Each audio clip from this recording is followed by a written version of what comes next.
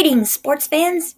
I am your guest instructor, Hannah K. Mitchell, but you can call me Invisible Ring if you want. Today I am here to tell you all about Newton's 3 laws of motion. This presentation is targeted towards middle schoolers from grades 6 to 8, but it might contain some elementary school and high school content as well. I think this is a presentation that everyone can learn from and enjoy. But speaking of elementary, I bet you are wondering who let this Pop Tropican in here and why. Well, viewers, aside from the fact that the online game known as Pop Tropica has been known to have educational value, I happen to be a die-hard Pop Tropica fan. More importantly, though, in my opinion, Pop Tropica avatars are way more fun to use than Facebook avatars for presentations. Now that you know the weirdest facts about your new instructor, let's start the slideshow and get to Newton's first law of motion. Let's get a move on, jockeys! Okay, as quote, an object at rest tends to stay at rest, while an object in motion tends to stay in motion in the same speed and in the same direction unless acted upon by an unbalanced force. Take this kickball and this kickball player, for example. The kickball is not going anywhere, and it won't be going anywhere either. Not until the player runs up and kicks the ball. The kick is the unbalanced force that changes the ball from rest to motion. What if the ball is heading towards the direction of the other kickball players? Somebody is going to catch the ball. This is the unbalanced force that changes the ball from motion back to rest. By knowing Newton's first law of motion and figuring out how to apply it in sports to your best advantage, you can be the top Pop Tropican in your gym class or extracurricular sports activity every day of the week. Newton's second law of motion is next. But I must warn you, this slideshow will continue in the same speed and direction unless the unbalanced force of technical difficulties occur. So, I hope that you can keep up with this and I'm not going too fast for you. The second law of motion is an equation. Force equals acceleration times mass. When we think of force, we might think of punching bags or wrestling matches or even the Star Wars force, but that's not all there is to it. A force, by definition, is a push or pull or any interaction between two objects. As you can see, this Pop Tropican is about to have an interesting interaction with this punching bag. Put 'em up, pro puncher!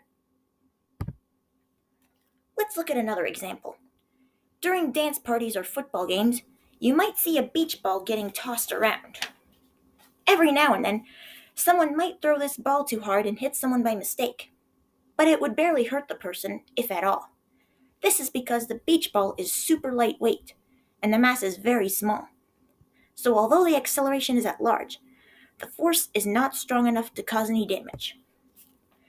Now, if someone were to throw a much heavier ball, like, say, a disco ball with the same acceleration as the beach ball, well, the mass is much larger, making the force of the ball that much greater. It is very unlikely to find someone throwing a disco ball because it's very dangerous and can put someone in the hospital. But in the rare occasion someone does throw a disco ball at you, it's not a beach ball, so just run. Everyone get all that? Good. Now for Newton's third and final law of order.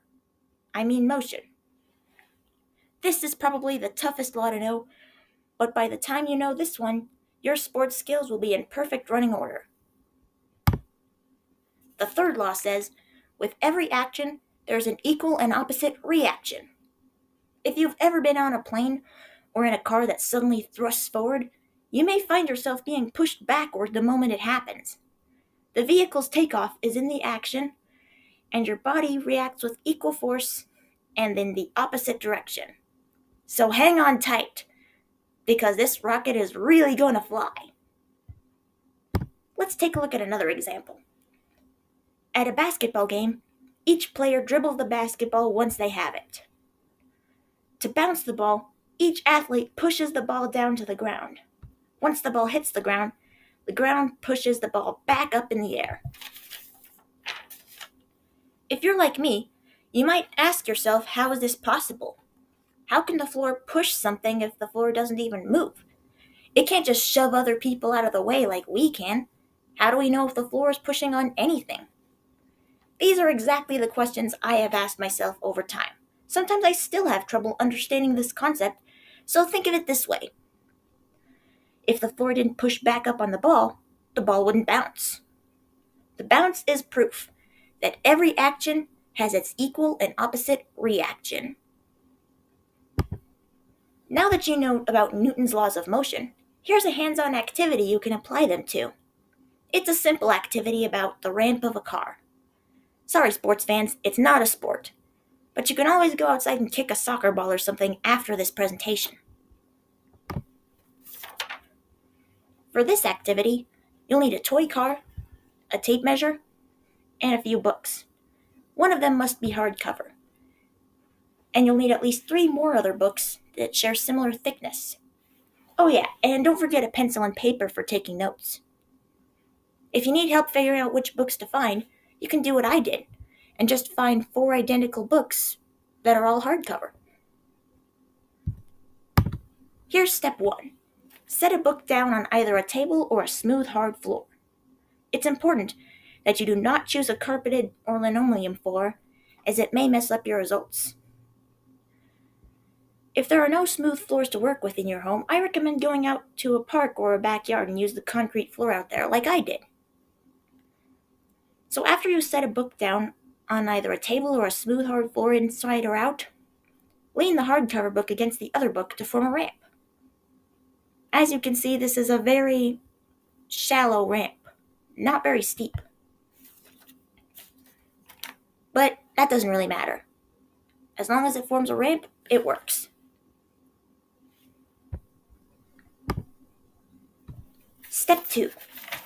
Take the toy car and put it on the head of the ramp. Just hold it still like so, and then on step 3, let go of the car. Wait for it to stop rolling, then you take the tape measure and measure the results in inches, from the head of the car to the tail of the ramp. Then you write down the results. Step 4 is to repeat the process by stacking a new book each time to make the ramp steeper. And then you measure how far the car went each time a new book was added.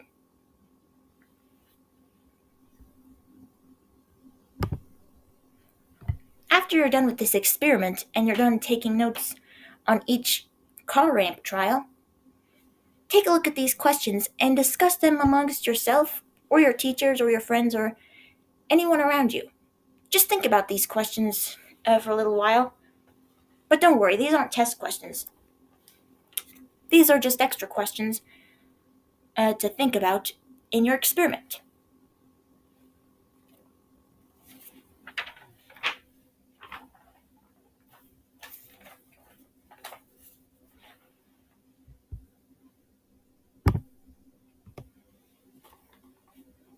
Alright.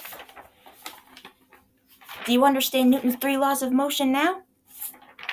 That's good, because now you have to take a test on them. Yeah, I know what you're thinking. I bet you were thinking I was done with this presentation by now. But don't fret, the test is the last part, and it's only 3 questions long. It'll be over before you know it. Question 1. Friction and gravity are the most common examples of unbalanced forces. Which of them is responsible for stopping a football that is rolling along the grass? A. Friction, B. Gravity, or C. Both. You have 10 seconds. Go!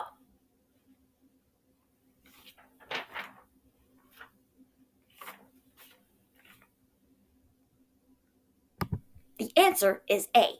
Friction. Gravity doesn't play a part in this unless the ball is bouncing. Friction is not only what stops the rolling football, but also what stops the car in the hands-on activity. You think that was too easy? Don't worry, I think number 2 will be a little bit harder. Question 2. Which should you use to hit a kickball with? A baseball bat or a ping pong paddle? And why? Your hint is, assume that you are swinging the bat and the paddle with the same speed or acceleration. 30 seconds, go!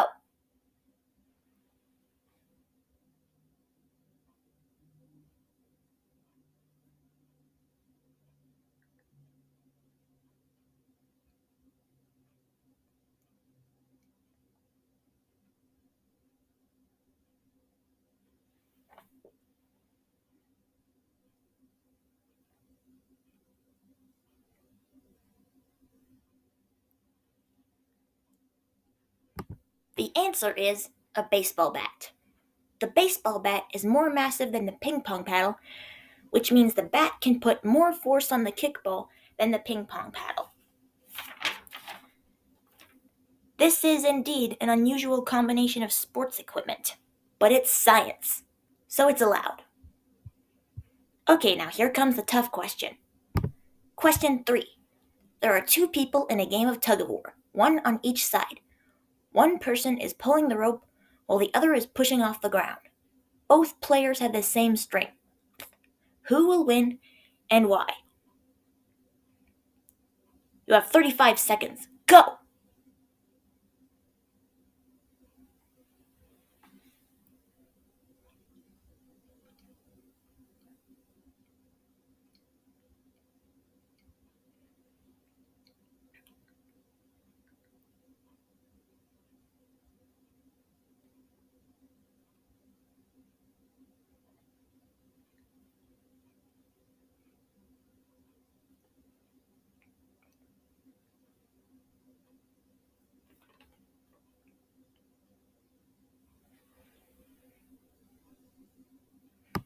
In case anyone is wondering, it is not a tie. The person that pushes off the ground will win. By pushing against the ground pushes back with that person. The other person who pulls back on the rope ends up pulling herself forward, in effect of Newton's third law. Newton's third law is the key to all games of tug of war. Great job, everyone. You're all done with the test. Take a minute to congratulate yourselves whether you got the answers right or you got them wrong but still tried. You earned it.